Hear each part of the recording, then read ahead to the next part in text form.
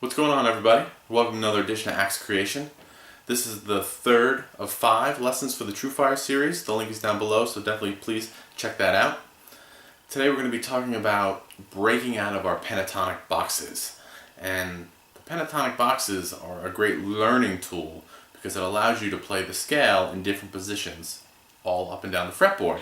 But what happens is all the great licks that we learn are based off those shapes, and we tend to get stuck in them. So when we go to play in a different key, instead of looking down on our guitar, for example, A minor, a lot of people know by frets that we play. We're very visual players, especially on the guitar. So we know that our pattern, we can just look down and play A5, A5, 7/5, 7/5, 7/5.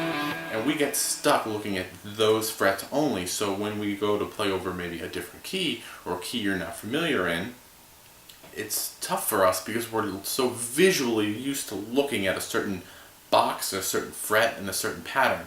So what I'm going to talk about today is just a way to help you re-visualize your fretboard and your scale patterns.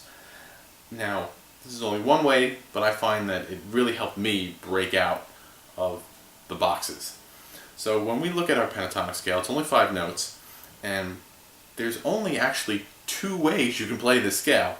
So if I go into our proverbial box 1, I'm going to be in D minor, by the way, so 10th position, low string, our box 1.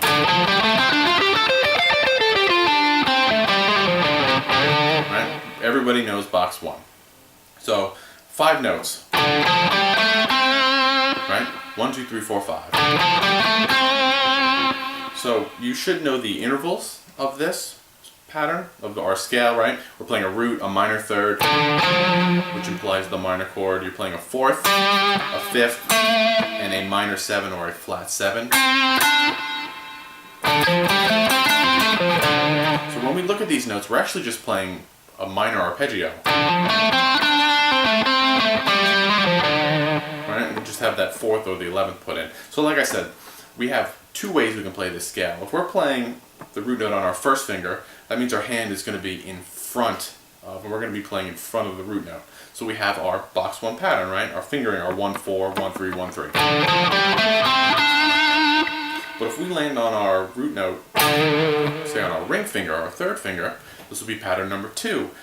You have 10, 8-10, 7-10, and then our root note is on the next string. So our pattern goes 1 more string.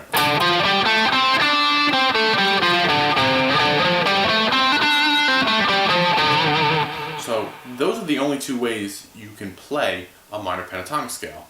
And this is how I want to approach this. This is how we're going to break free. We're going to play octave to octave, and it'll force you to learn where all these root notes are. And wherever you land on, hopefully you can visualize this 1 octave rather than trying to figure out what box you're supposed to be playing in. Okay, so let's move our D out of here, and we're going to move it down to the 5th fret of our A string. Right, and I put a little lick together just to explore where these patterns and octaves are across the fretboard, just to get you used to this idea.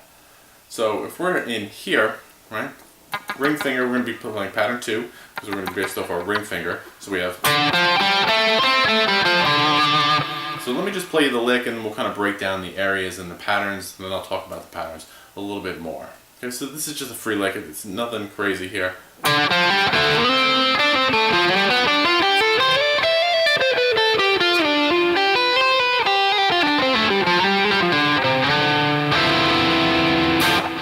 So the tab for this is going to be down the link in the description. And let me explain what I just did. Like I said, it's just a lick to explore these patterns. So here we have pattern 2, and that's going to slide up.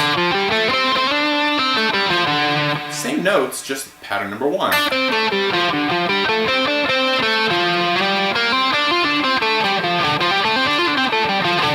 now we're in pattern number 2. Then we're here on our root note. Now we're going to go up pattern number 1.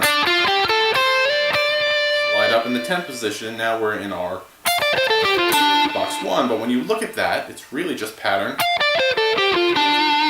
2.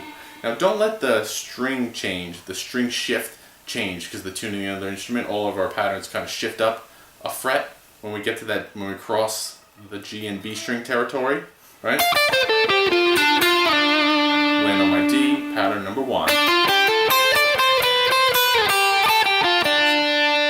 Pattern number 1. And now I know I'm here, if I descend, I'm in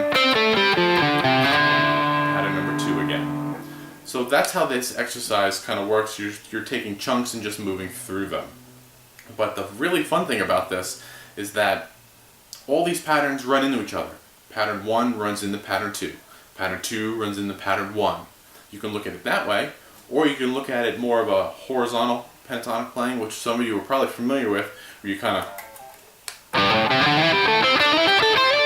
do something like that. But these patterns are connected. So I can play pattern 2, and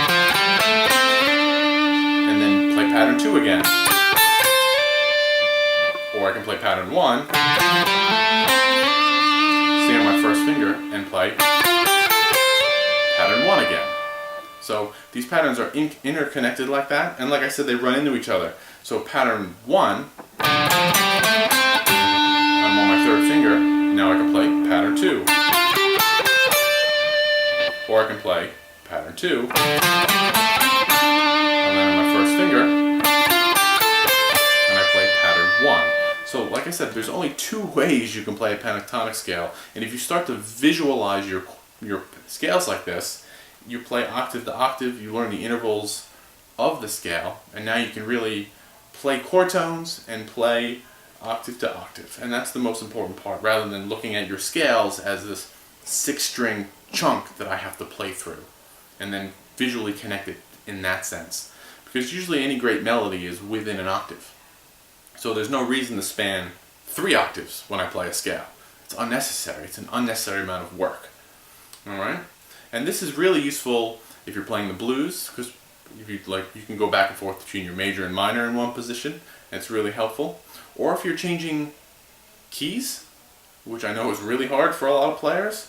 You know, for example, if I'm playing in A minor, and then maybe the chord changes to something real fusiony like an F minor. And instead of trying to figure out what boxes I have to lay over each other to play here and to connect them smoothly, I was like, okay, well I know where my A's are, and I know where my F's are. So if I can play A minor pentatonic, right, and now I know my chord change is coming up to F, well I know F is here, and if I slide up,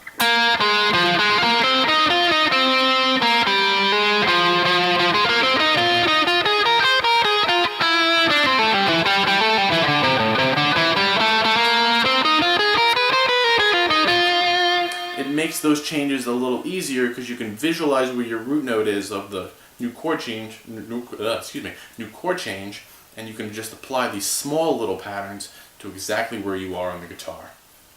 Alright? So I hope this helps you break out of your boxes. In the tabs for the lesson, there'll be a connecting idea, and I'll break down, there'll be more ideas tabbed out for you to see how these all connect. Alright? So, as always, let me know what you come up with, and until then, I'll see you next time. Thanks a lot.